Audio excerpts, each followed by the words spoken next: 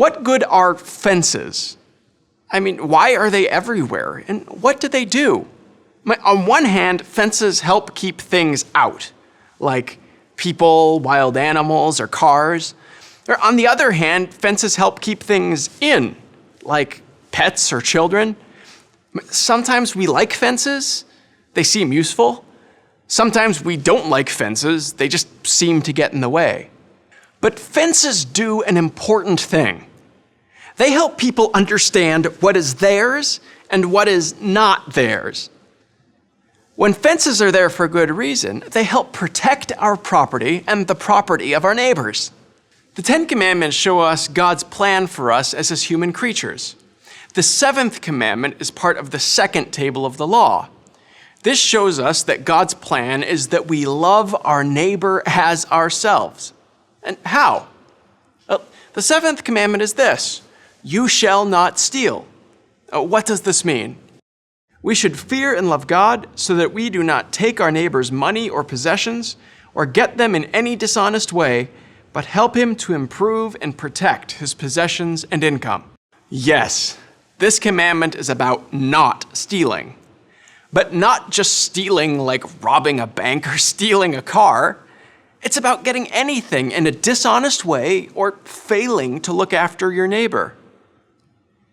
Like a fence that helps you understand that some things belong to you and some things belong to your neighbor, the Seventh Commandment reminds us that all we have is God's.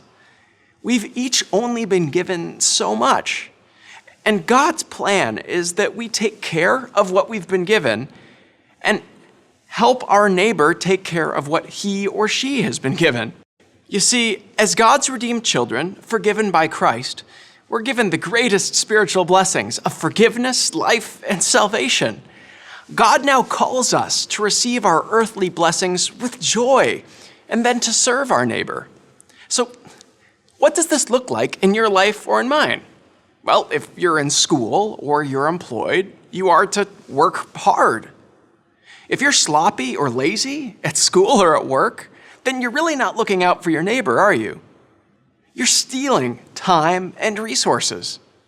But it's also about things like stealing information, online or in person, plagiarizing a paper or a test, or even stealing someone's identity.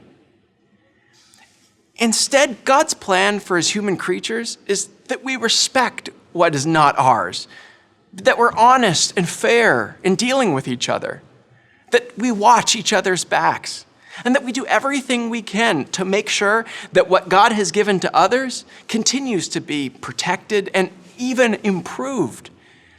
And when we do so, we love our neighbor.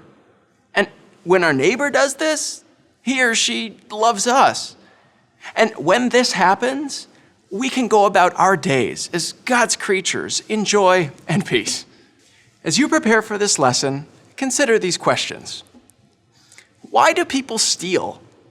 What's going on in our hearts when we're being lazy or dishonest that needs to be forgiven?